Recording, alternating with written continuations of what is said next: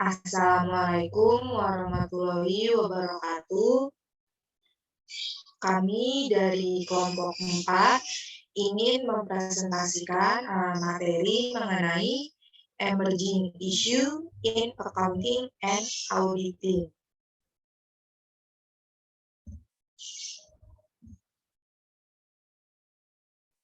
Anggota kelompok kami terdiri dari saya sendiri, Asila Asya Harisandi, dengan NIM 2020 1211 049. Siska Wulandari dengan NIM 2020 1211 050. Dan Askia Rifdah Aulia dengan NIM 2020 1211 055.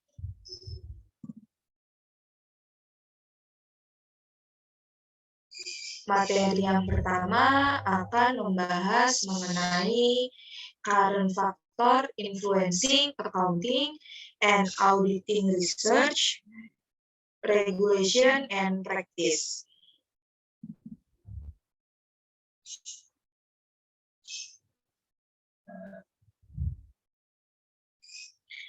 Yang pertama itu ada XBRL. Adanya perkembangan pada revolusi teknologi yang mempengaruhi penyiapan laporan keuangan.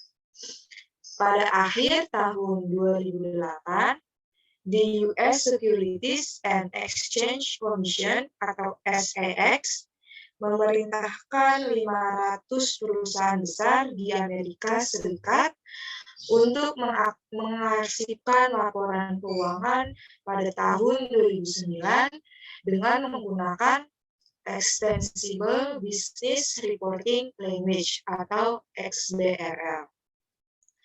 XBRL memungkinkan informasi keuangan untuk disajikan secara lebih interaktif dan mudah digunakan atau user-friendly dengan cara melakukan tagging data individual sehingga data tersebut dapat diolah menggunakan software untuk menghasilkan laporan yang dapat dimodifikasi atau custom design oleh pengguna.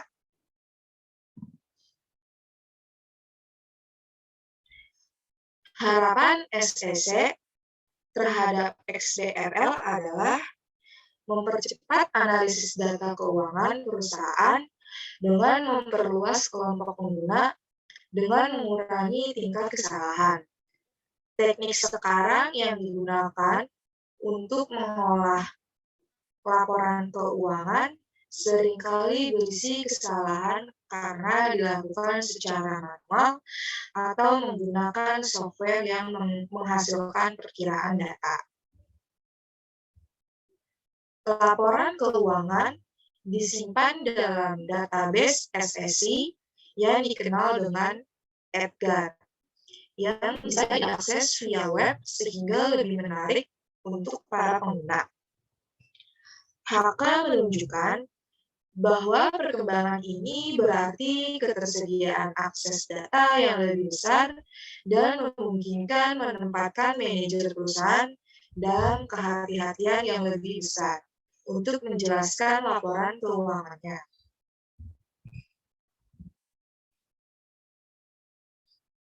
Selanjutnya, HK juga menunjukkan bahwa XBRL dapat mengubah analisis sudut pandang terhadap perusahaan kecil.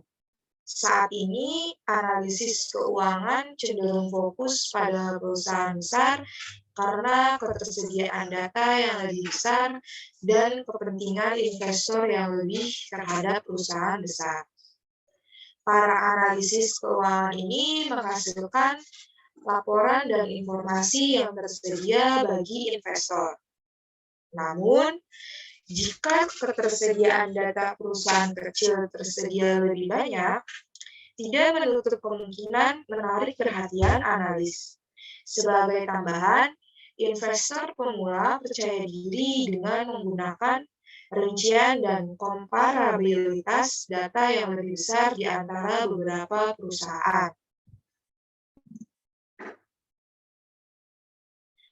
Satu isu terkait dengan XBRL adalah apakah pendekatan audit sekarang atas rekonsiliasi versi cetak dari dokumen terkait XBRL dengan informasi yang berada di SSC memadai.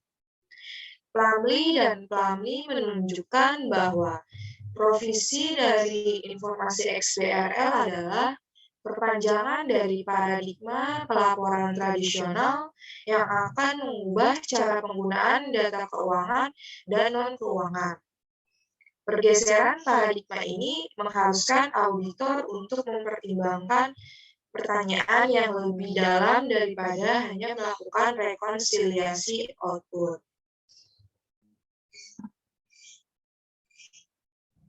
Pertanyaannya yaitu, mempertimbangkan kesalahan dalam XBRL dan apakah materialitas berarti ketika potongan data keuangan akan digunakan di luar konteks laporan keuangan?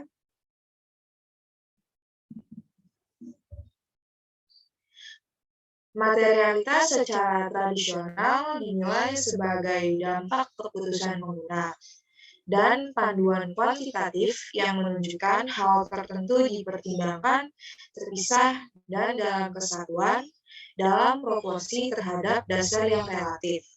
Seperti sebagai laba dilihat dari ASB 1031 mengenai materiality. Jika data dapat diakses secara terpisah atau dalam kombinasi yang baru, panduan materialitas ini tidak dapat diterjemahkan dengan cara yang sama.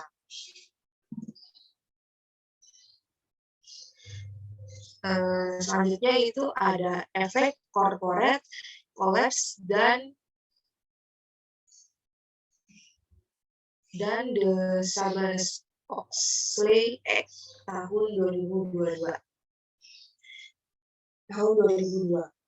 Pada awal tahun 2000-an, sejumlah perusahaan besar tumbang atau kolaps dan aturan berganti sebagai gambaran atas akuntansi dan audit. Hal tersebut mempengaruhi lingkungan. Kritik atas independensi auditor dan tata kelola perusahaan menjadi front burner yang menarik banyak komentar publik dan penelitian.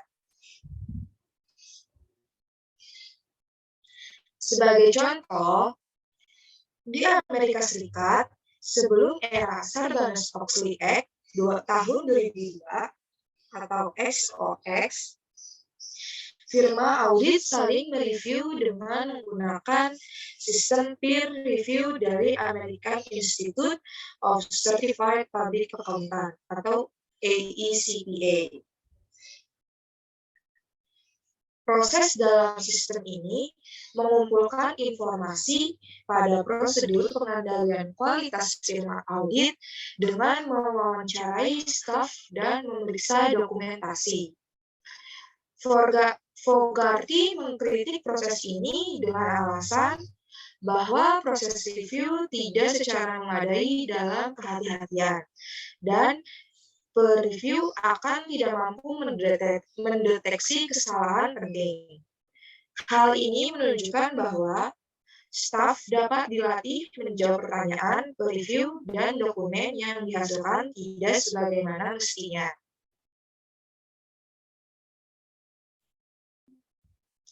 Sejak tahun 2004, Public Company Accounting and Oversight Board atau PCAOB yang dibentuk dengan aturan SOX telah mengarahkan inspeksi independen dari firma audit.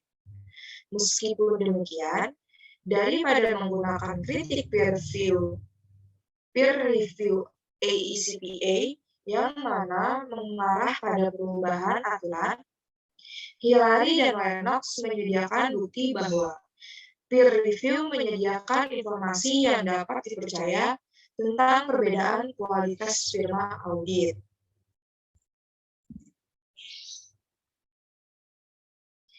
Hillary dan Lennox mencatat bahwa Perbedaan metode review dan secara khusus bagaimana temuannya dipublikasikan, menyulitkan mengambil kesimpulan.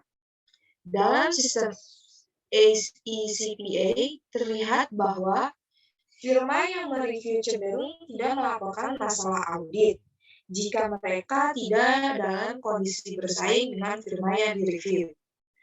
Firma yang direview muncul dengan kualitas yang lebih tinggi jika mereka direview oleh auditor yang tidak bersaing mendapatkan klien yang sama.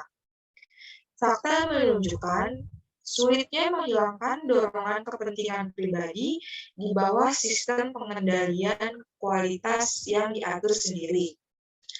Mungkin sistem dengan dorongan personal yang lebih sering terkena masalah. Bahkan jika itu bukanlah sistem yang lebih baik.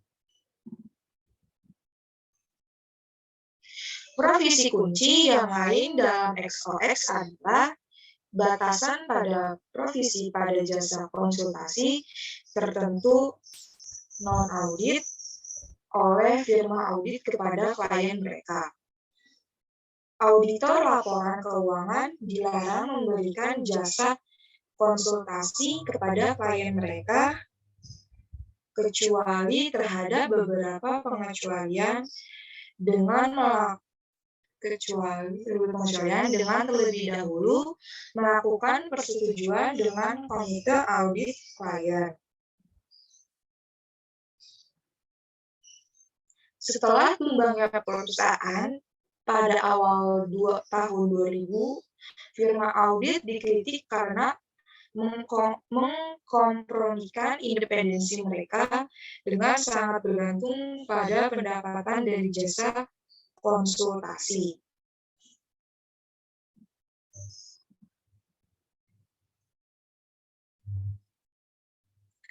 Sedikit sekali bukti penelitian yang mendukung sudut pandang ini karena perusahaan di Amerika Serikat tidak diharuskan menyajikan fee yang dibayarkan kepada auditor untuk jasa audit dan jasa konsultasi sebelum tahun 2000. Secara umum, aturan auditor, teknik mereka, dan independensi mereka berlanjut kepada perdebatan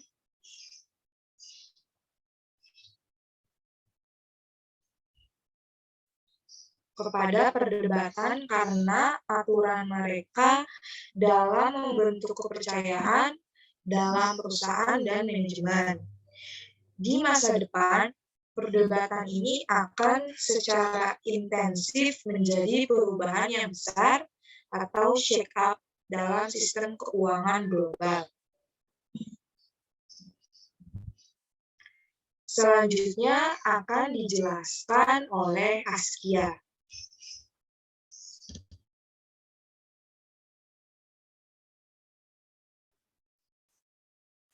Selanjutnya akan membahas issues surrounding the application of fair value accounting during the global financial crisis.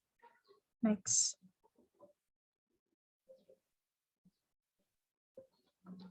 Penyebab dari krisis keuangan global atau GFC yang melanda seluruh dunia pada tahun 2009, 2008, dan 2009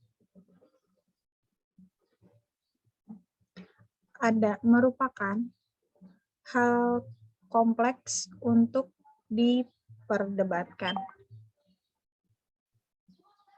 Beberapa menganggap praktek menilai aset secara wajar adalah sebagai faktor yang berkontribusi terhadap melebarnya masalah di pasar subprime mortgage AS dan memperburuk lebarnya krisis. Hal ini karena standar akuntansi terutama Standar Akuntansi Keuangan atau FAS nomor 157 tentang pengukuran nilai wajar memerlukan write-downs atas nilai investasi yang dipegang oleh bank saat kondisi pasar bergejolak. Write-down ini membatasi kemampuan entitas untuk memberikan pinjaman, menandai aset keuangan ke pasar untuk mencerminkan nilai wajar, juga mempengaruhi sisi aktiva dari neraca pinjaman perusahaan, dan membatasi kemampuan untuk melakukan pinjaman. Next.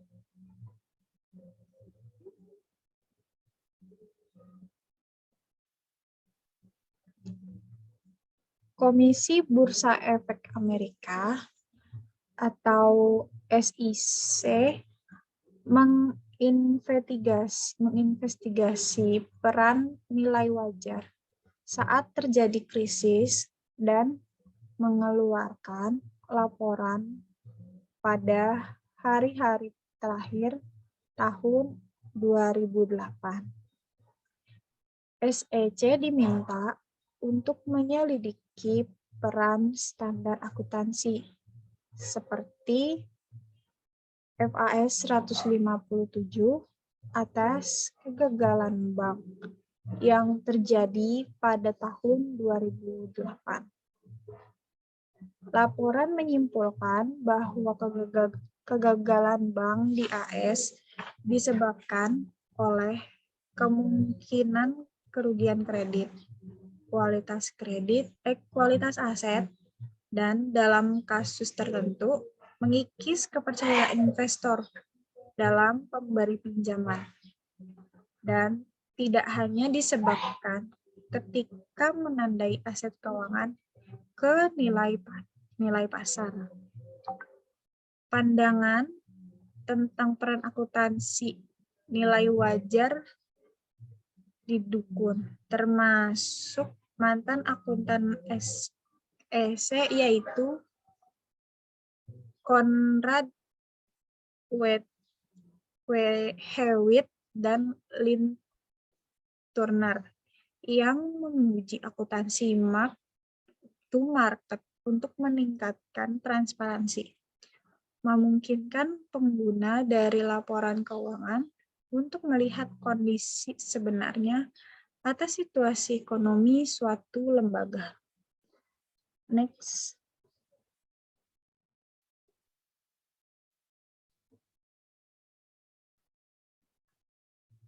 Next, Sil.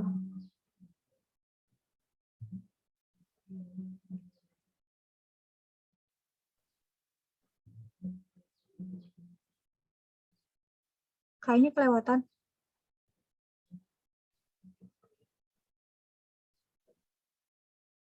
Oh ya udah.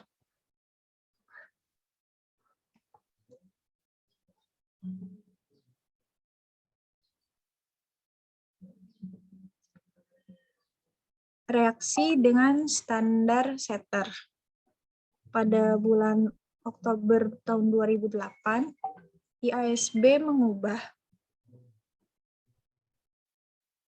aturan untuk reklasifikasi aset keuangan, sehingga kerugian dari perubahan nilai pasar atas aset tersebut yang dapat diperlakukan secara berbeda.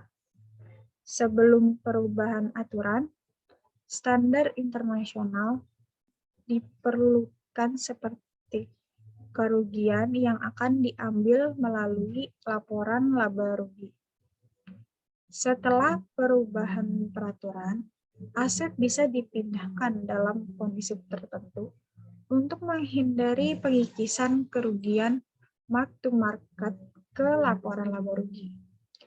Namun, ada juga aturan perubahan yang membutuhkan pengungkapan instrumen keuangan dan pengaruh reklasifikasi pada laporan laba rugi. Perubahan ini dibuat melalui amandemen untuk IAS 39 dan IFRS 7.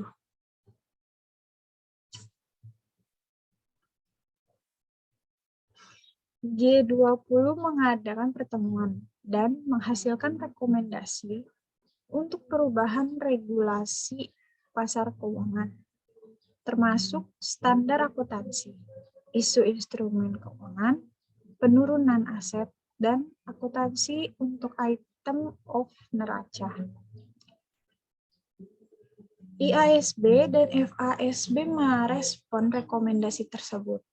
Salah satunya untuk meminta FASB untuk memperbolehkan bank menggunakan penilaiannya sendiri dalam menentukan nilai wajar aset daripada menggunakan pasar sebagai kriteria objektif.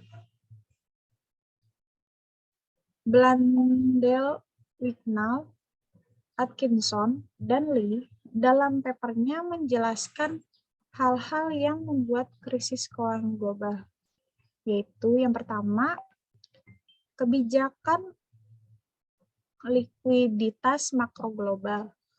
Yang kedua, kerangka kerja regulasi yang masih minim. Next.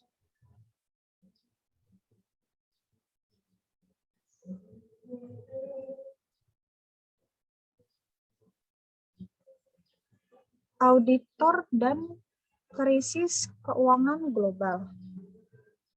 Berdasarkan catatan SICA,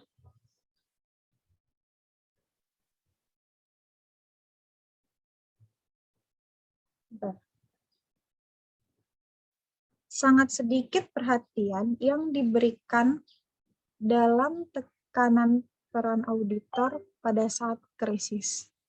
Meskipun beberapa komentator menanyakan nilai audit ketika auditor tidak memprediksi efek dari risiko aset pada neraca beberapa bank.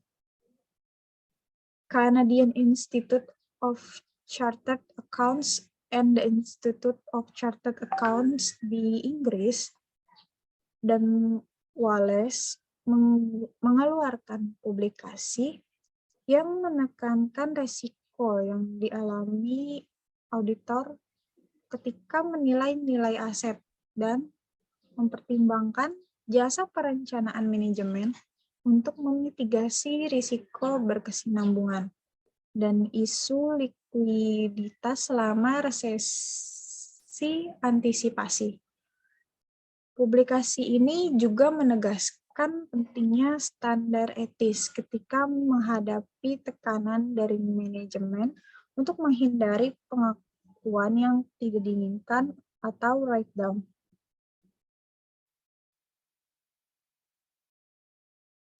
Next.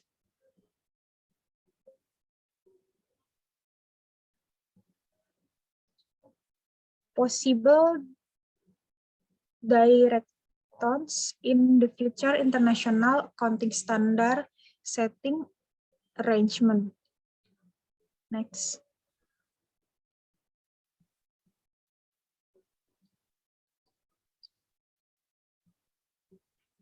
Proyek konvergensi IASB dan FASB. Pada November 2008, SEC di US mengeluarkan sebuah roadmap untuk menerapkan IFRS oleh perusahaan AS mulai tahun 2014. Konvergensi ini diperhatikan oleh SEC karena SEC akan memperkirakan akan perkembangan ke arah kejadian yang penting di tahun 2011 dan akan membuat keputusan dalam tahun 2014, maka implementasi tersebut harus sudah diproses. Next.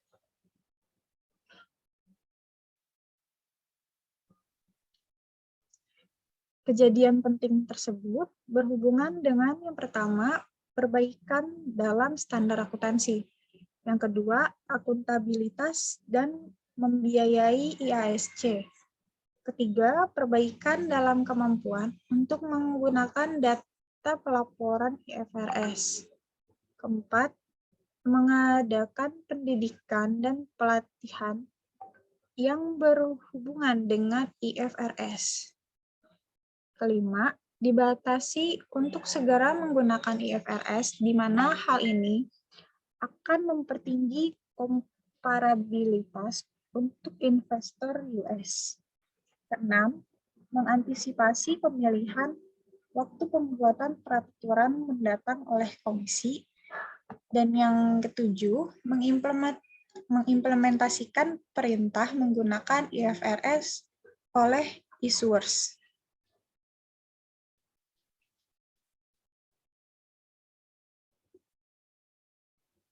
Next.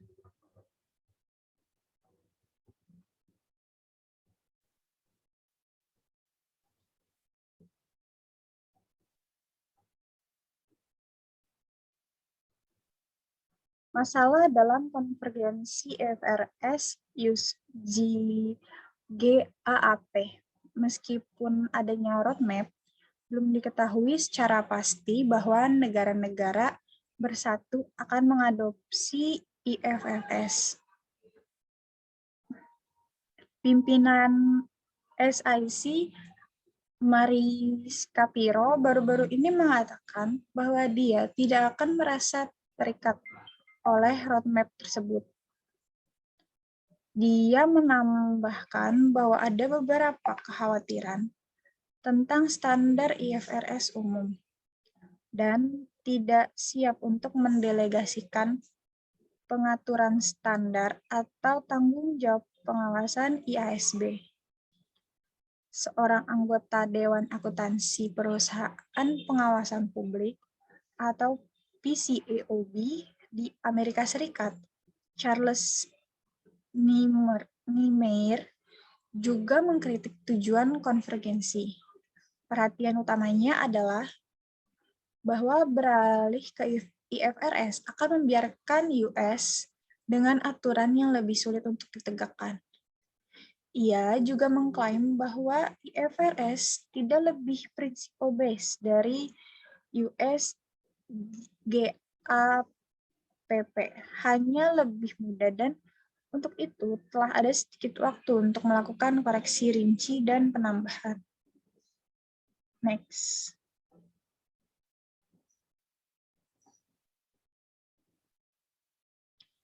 Pihak lain juga mengungkapkan keprihatinan sehubungan dengan tekanan politik ditempatkan pada IASB pada akhir 2008 yang memaksa perubahan aturan pada bank menggunakan nilai wajar. Namun, beberapa komentator telah mengakui bahwa SEC dan FASB tidak sepenuhnya kebal dari tekanan politik tersebut. Next.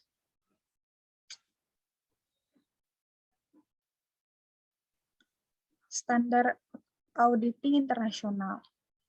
HK melaporkan bahwa beberapa akuntan menunjukkan beralihnya ke IFRS akan memerlukan standar audit dan praktek di US merubah cara dari model penilaian sesuatu dengan standar dalam standar akuntansi untuk penilaian keseluruhan yang benar dan fair.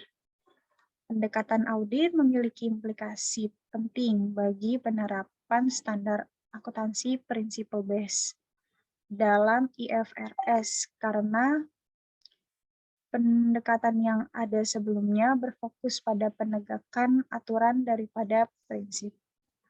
Standar audit juga sedang internasionalisasi untuk beberapa alasan sebagai standar akuntansi, yaitu globalisasi pasar bisnis dan berbagai permintaan menciptakan untuk standar global.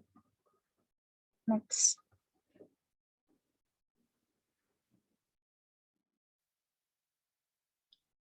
Selanjutnya, sustainability accounting, reporting, and assurance. Next.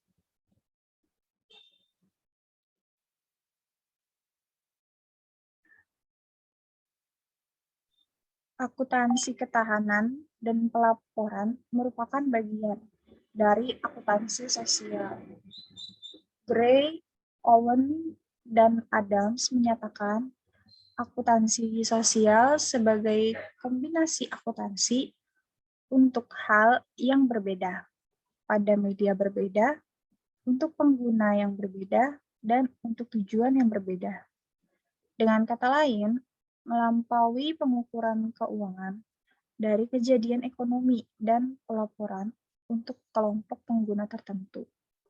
Biasanya sesuai dengan standar akuntansi dan regulasi. Next.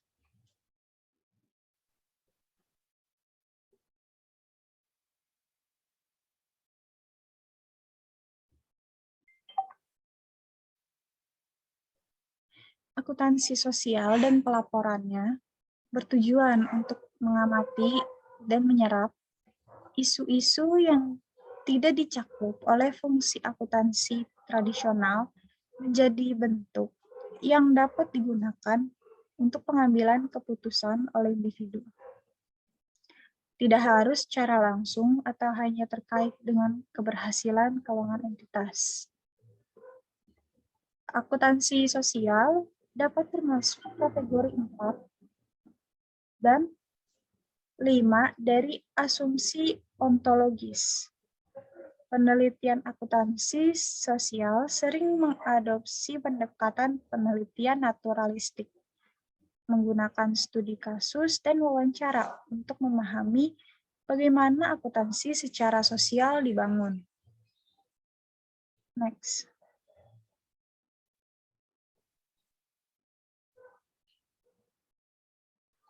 Istilah ketahanan digunakan dan diinterpretasikan dalam berbagai bentuk. Hal ini dapat dianggap sebagai pemenuhan kebutuhan saat ini, tanpa mengkompromikan kemampuan generasi mendatang untuk memenuhi kebutuhan mereka sendiri. Berdasarkan definisi ini, ketahanan berkaitan dengan perlindungan lingkungan atau ekoefisiensi, sekaligus sebagai keadilan antara masyarakat dan generasi, atau eco-justice. Definisi tersebut berarti bahwa pelaporan lingkungan merupakan bagian dari informasi yang berkaitan dengan hubungan mereka dengan karyawan, masyarakat, dan lingkungan.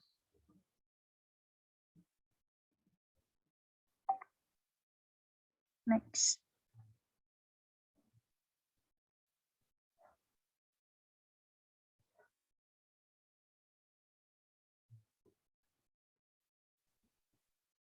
Selanjutnya, perkembangan saat ini dalam pelaporan ketahanan. Bentuk dari pelaporan ketahanan telah berubah pada masa kini terkait beberapa perkembangan. Salah satu yang paling banyak digunakan sebagai pedoman dalam pelaporan ketahanan adalah yang dikeluarkan oleh Global Reporting Initiative atau GRI yang direvisi dan dikeluarkan pada bulan Oktober tahun 2006. Pedoman GRI membentuk dasar framework dari pengungkapan ketahanan dan berisi prinsip dan petunjuk serta standar pengungkapan untuk semua tipe organisasi. Prinsip tersebut menentukan isi dari laporan ketahanan, kualitas informasi, dan batas laporan. Standar pengungkapan termasuk strategi dan profil ketahanan organisasi, pendekatan manajemen, dan indikator performa. Pedoman GRI sesuai dengan tujuan kerangka konseptual yang digunakan dalam pedoman laporan keuangan. Next.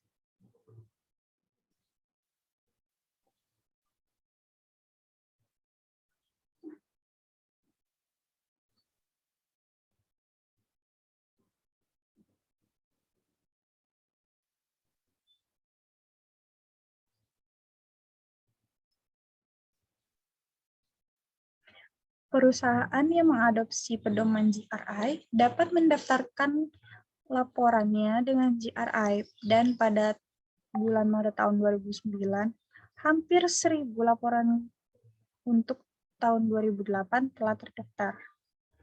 Pertumbuhan dalam pelaporan ketahanan dikonfirmasi oleh survei terbaru oleh KPMG pada pengungkapan kinerja perusahaan ekonomi, lingkungan, dan sosial.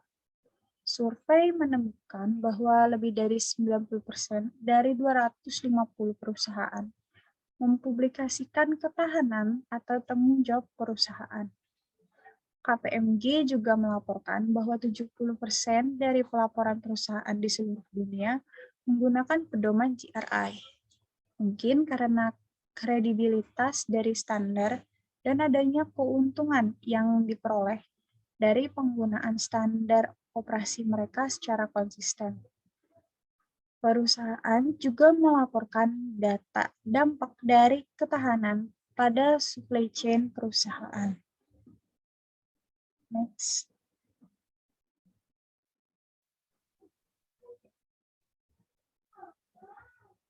Pertumbuhan pelaporan tentang isu-isu lingkungan juga didorong oleh kekuatan pasar terkait izin untuk emisi gas rumah kaca atau tidak. Perusahaan yang dipengaruhi oleh pasar-pasar ini perlu untuk memperhitungkan emisi gas rumah kaca mereka dan melaporkan berdasarkan peraturan yang ditetapkan oleh otoritas peraturan yang relevan. Perkembangan izin wajib terkait emisi, khususnya saat pembentukan Uni Eropa Emisi Trading Scheme atau EU ETS pada bulan Januari tahun 2005. Telah juga memberikan kontribusi terhadap hubungan yang dekat antara pelaporan keuangan dan lingkungan atau pelaporan ketahanan. Hal ini disebabkan kebutuhan untuk mempertimbangkan hak-hak atau izin emisi dan kewajiban yang timbul sebagai akibat dari emisi yang dibuat. Next.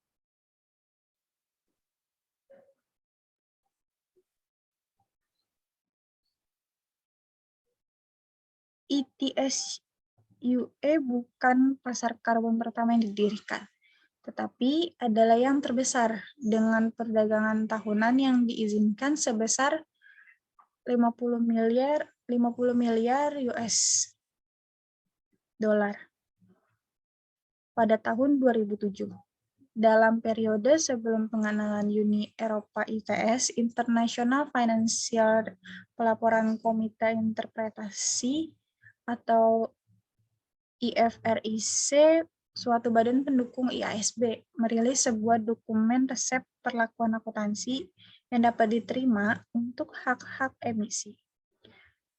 IFRIC 3 hak emisi diperlukan perusahaan untuk memperlakukan seluruh tunjangan sebagai aset tidak berwujud. Ini berarti bahwa mereka harus mengakui nilai wajar semua tunjangan bebas penghasilan, sedangkan biaya emisi yang dikeluarkan akan diakui secara bertahap sebagai akumulasinya. Next.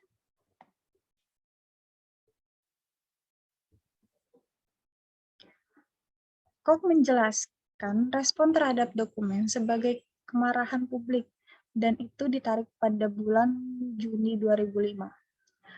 McKinsey menambahi kontroversi dengan menyatakan takut bahwa rekomendasi IFRIC 3 akan menghasilkan peningkatan volatilitas laba sebagai pendapatan dan pengeluaran yang tidak cocok pada waktunya.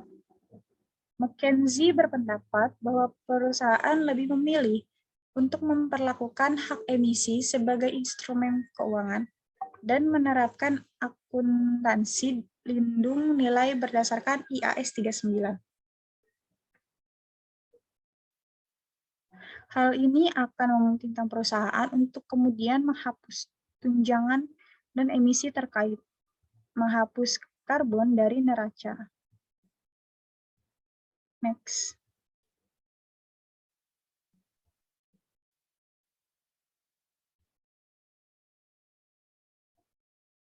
Selanjutnya akan dijelaskan oleh Siska Wulandari.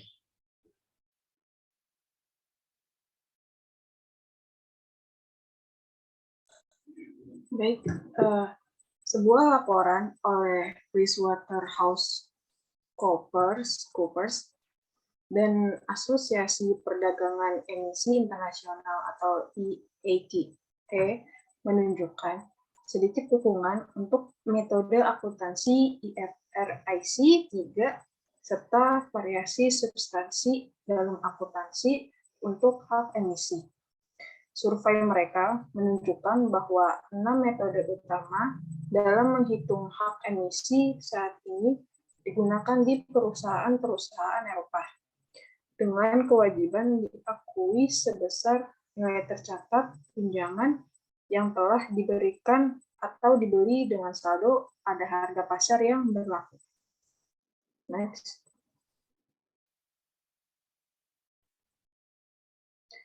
PwC dan IATA menyimpulkan bahwa selain kurangnya kejelasan dan komparabilitas laporan keuangan yang dihasilkan oleh perusahaan dengan hak-hak emisi, tidak adanya otorisasi tentang masalah ini telah menyebabkan baik kegagalan maupun pemborosan sumber daya bagi perusahaan.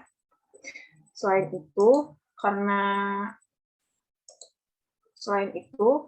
karena survei mereka tidak melihat adanya kebutuhan dan pandangan para pemangku kepentingan eksternal terkait dampak variabilitas dalam akuntansi untuk hak emisi pada kemampuan mereka dalam pengambilan keputusan. Menanggapi masalah dalam akuntansi untuk skema perdagangan emisi ini, IASB baru-baru ini mengumumkan akan mengaktifkan kembali proyek pada skema perdagangan emisi dan diharapkan terbentuk standar pada tahun 2010. Next.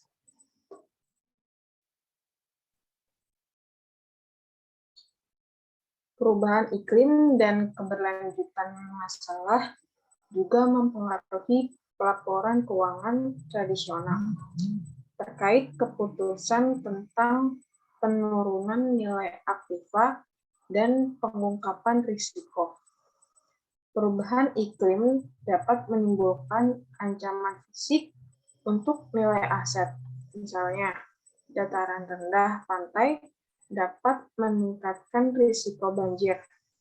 Selain itu, nilai aset operasional dipengaruhi oleh penurunan permintaan untuk produk yang mereka hasilkan. Sebagai contoh, pergeseran permintaan dari peralatan tinggi energi terhadap peralatan rendah energi karena perubahan sikap atau meningkatnya biaya listrik akan mempengaruhi nilai aset yang digunakan untuk membuat peralatan energi tinggi. Next.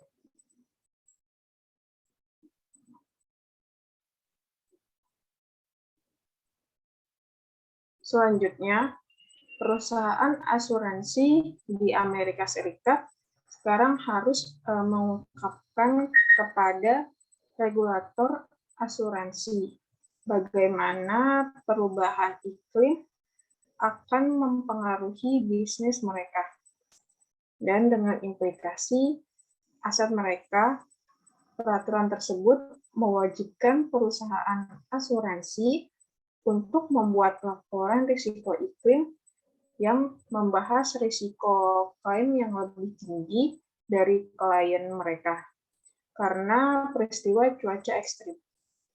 Penjamin asuransi juga harus mengungkapkan kerentanan mereka terkait penurunan keuntungan dari investasi mereka dalam perusahaan yang akan terpengaruh emisi karbon, misalnya perusahaan utilitas. Next.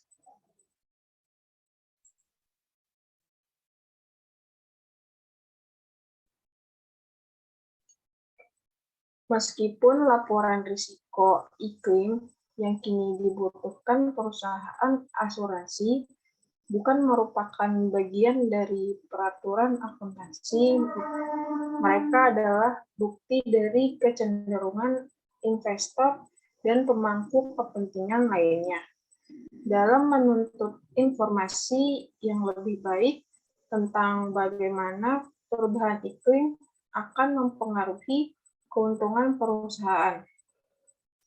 Selain itu, terdapat juga kewajiban potensial untuk pengungkapan operasional, pasar, dan risiko kredit dari pasar karbon berdasarkan IFRS 7, instrumen keuangan pengungkapan. Next.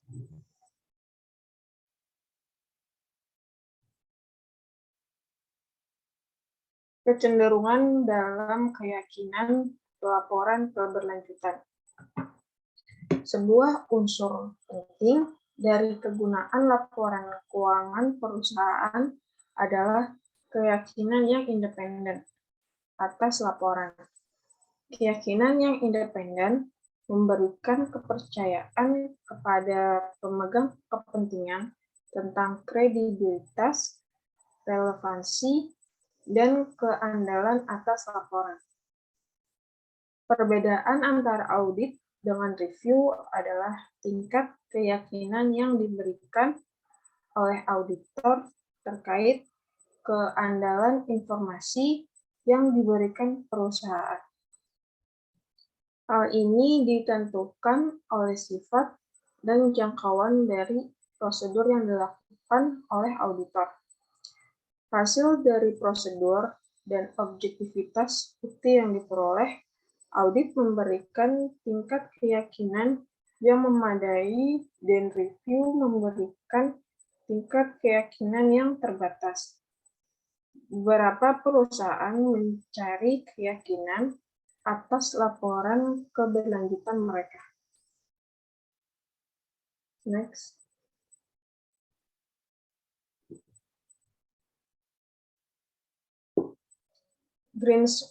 Greenwashing adalah praktik penyebarluasan informasi yang salah, sehingga menampilkan image publik bertanggung jawab kepada lingkungan. Survei KPMG juga menunjukkan jumlah dari perusahaan besar yang mencari keyakinan yang resmi berbeda secara signifikan, bergantung negaranya. Permintaan atas informasi terkait lingkungan yang teruji untuk tujuan yang berkenaan dengan peraturan dapat mengarahkan syarat informasi yang terjamin bagi kelompok pemegang kepentingan yang lebih luas. Nampaknya terdapat perubahan sikap terhadap pelaporan keberlanjutan dan keyakinan di Amerika Serikat, dengan syarat pernyataan keyakinan resmi dalam laporan pertanggungjawaban meningkat dengan cepat dari 2% pada 2002 menjadi 14% pada 2008.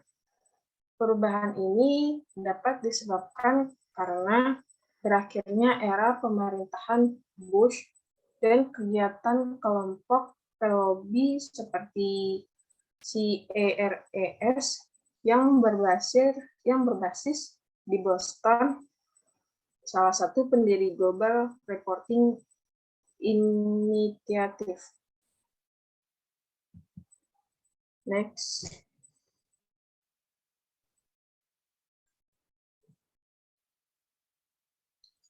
Salah satu pendorong untuk menyediakan informasi lingkungan yang berkualitas tinggi juga berasal dari tumbuhnya Carbon Disclosure Project atau CDP. CDP memperoleh data dari perusahaan atas risiko perubahan iklim mereka, strategi dan emisi gas greenhouse, dan membuatnya tersedia secara gratis di website mereka. Tujuan utama atas pengumpulan informasi ini adalah untuk memberitahukan keputusan pembelian dan investasi oleh investor dari lembaga, organisasi, pembelian, dan badan atau instansi pemerintah. Next.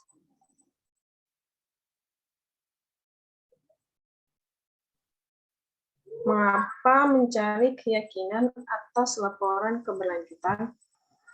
Audit diyakini memberikan manfaat dengan meningkatkan kredibilitas pernyataan keuangan yang disiapkan oleh manajemen dan meningkatkan kualitas dari sistem akuntansi entitas karena berdasarkan umpan balik atas proses audit. Menerapkan teori ini ke keyakinan keberlanjutan menimbulkan pikiran bahwa perusahaan dengan keuntungan paling banyak atas meningkatnya kredibilitas atas laporan mereka akan lebih cenderung untuk mencari keyakinan. Perusahaan dengan keuntungan paling banyak atas laporan yang lebih kredibel adalah kemungkinan besar mereka yang sangat terlihat. Industri yang berpotensi tinggi menimbulkan polusi. Next.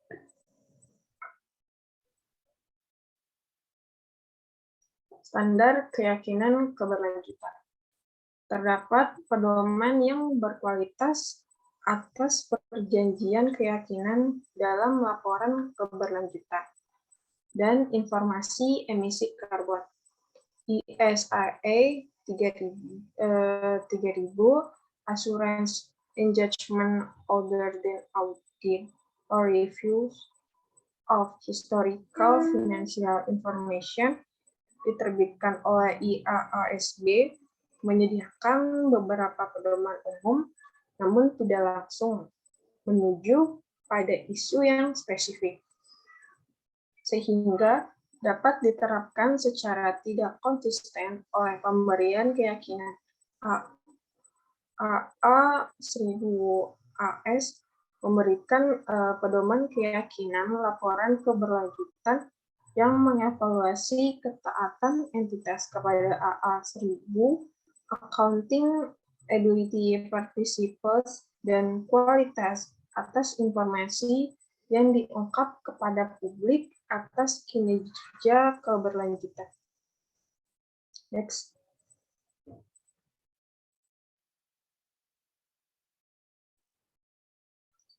Di O'Dwyer dan Owen mengkritik dan menganalisis pernyataan keyakinan dari laporan shortlist pada tahun 2002.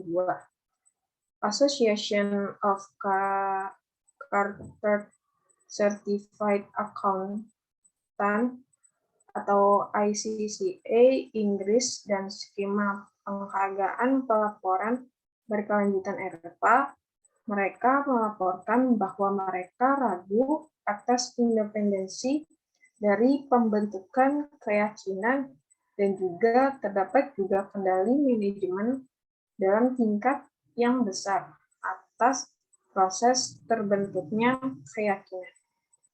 Hasil mereka juga didukung oleh kesimpulan dari Deegan, Cooper, dan Shelley yang memeriksa serangkaian laporan Australia dan menyimpulkan bahwa pernyataan keyakinan tidak muncul secara rata-rata untuk mengikuti rekomendasi dari GRI atau Global Reporting Initiative atau Federasi Akuntansi Eropa.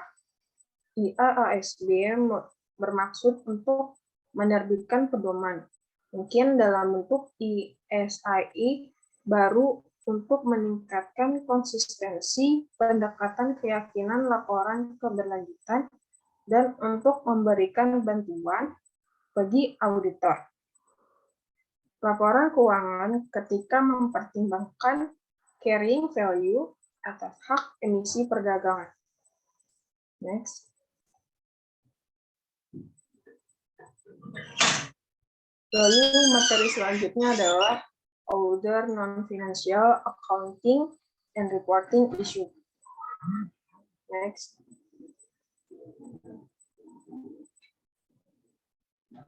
Akuntansi air.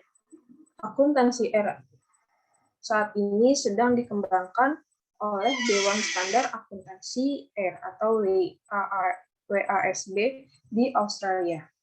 Dengan proyek serupa di berbagai tahap pengembangan di tempat lain, para WASB merilis edisi pertama kerangka konseptual akuntansi air dan awal standar akuntansi di Australia Air pada tahun 2009. Para WACF dan PAUAS mengatur penyusunan dan penyajian laporan umum. Tujuan air akuntansi atau GPWARS oleh badan tertentu, para GPWARS dirancang untuk mengambil keputusan oleh pengguna di mana tidak dapat memberikan informasi air miliknya sendiri. Dari beberapa entitas, tujuan utama dari proyek akuntansi air adalah untuk memiliki sistem akuntansi dan pelaporan yang akan menginformasikan keputusan tentang alokasi sumber daya air dan meningkatkan kepercayaan publik serta investor tentang pengelolaan air di Australia. National Water Account yang jatuh tempo pada tahun 2010 setelah diuji lebih jauh dan umpan balik PAWAS diharapkan dapat dikembangkan dan dirilis sebagai standar akuntansi air Australia. Next.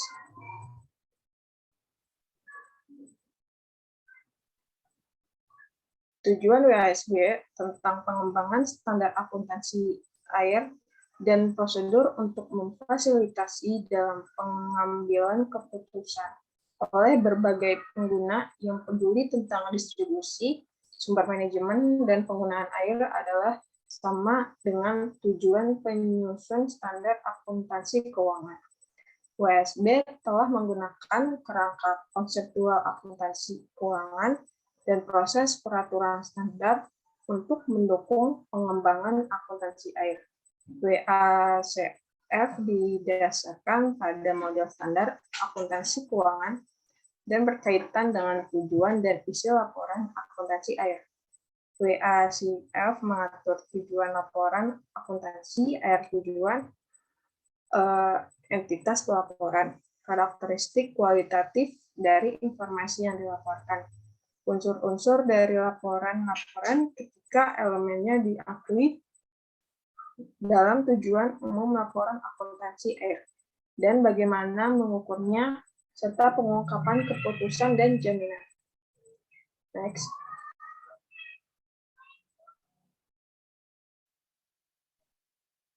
Gugur serta pengungkapan keputusan dan jaminan. Sistem akuntansi air diadopsi oleh WASB adalah sistem akrual di mana laporan entitas untuk air akan meliputi 1. Pernyataan arus air fisik, 2. Pernyataan air aktiva dan kewajiban air, yang ketiga pernyataan perubahan aktiva air dan air kewajiban, yang keempat pengungkapan catatan, yang kelima pernyataan kepatuhan, dan yang terakhir pernyataan jaminan. Next. Penerapan tujuan bahwa laporan untuk memberikan informasi untuk pengambilan keputusan telah membutuhkan pengembangan laporan pada definisi elemen dari laporan-laporan, serta air aktiva, kewajiban dan perubahan aktiva dan kewajiban air. Sebagai contoh, kerangka konseptual mendefinisikan aset air sebagai berikut. Aset air adalah air atau hak-hak atau klaim lain untuk air di mana pelaporan air oleh entitas atau ditahan, atau untuk entitas pelaporan air memiliki tanggung jawab manajemen air dan di mana seorang individu atau organisasi merupakan entitas pelaporan air atau grup pemangku kepentingan badan air fisik memperoleh manfaat masa depan. Next.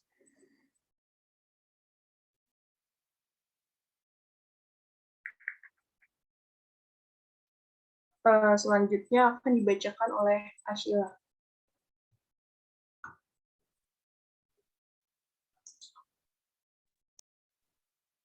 Selanjutnya mengenai akuntansi air versus akuntansi emisi gas rumah kaca atau GGP.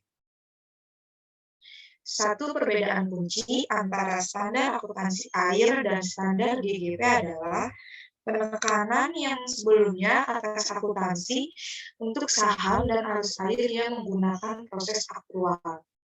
Pendekatan pengukuran akuntansi air berasal dari adopsi eksplisit atas tujuan yang menghasilkan informasi untuk membantu pengambilan keputusan, yang merupakan tujuan yang sama dengan kerangka konseptual akuntansi keuangan. GGP menyediakan standar untuk memandu perusahaan dalam mempersiapkan persediaan gas rumah kaca yang menyajikan suatu akun kebenaran dan adil atas emisinya, dan menekankan karakteristik kualitatif atas relevansi, kelengkapan, konsistensi, transparansi, dan akurasi.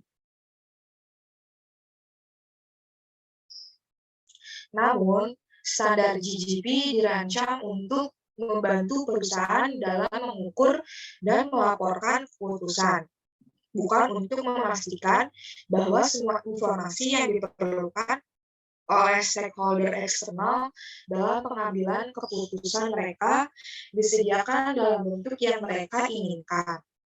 Meskipun informasi disajikan di bawah standar GGP, informasi yang disajikan tidak lengkap dan berupa perkiraan. Informasi yang dihasilkan tidak menyediakan penggunaan akuntansi aktual atas aktivitas perusahaan terhadap persediaan gas rumah kaca di lingkungan, dengan pelaporan terbatas atas emisi tidak langsung dan masalah pengukuran dibuat dengan pendekatan faktor emisi.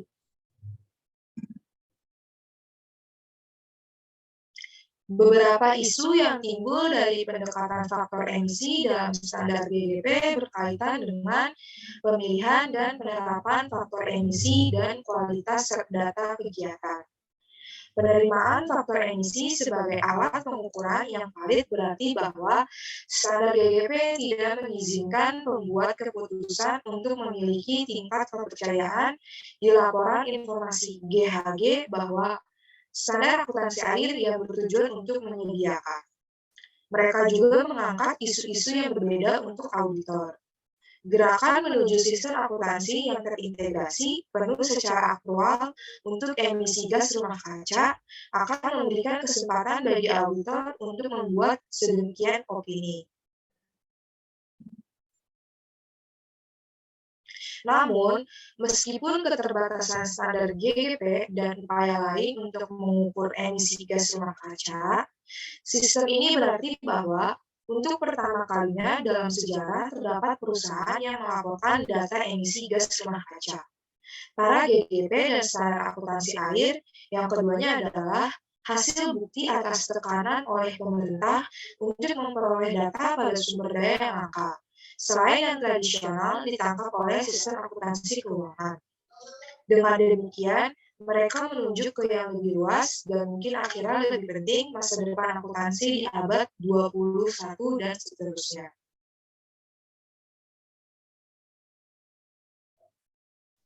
Sekian presentasi dari kelompok kami, kurang lebihnya mohon maaf. Wassalamualaikum warahmatullahi wabarakatuh.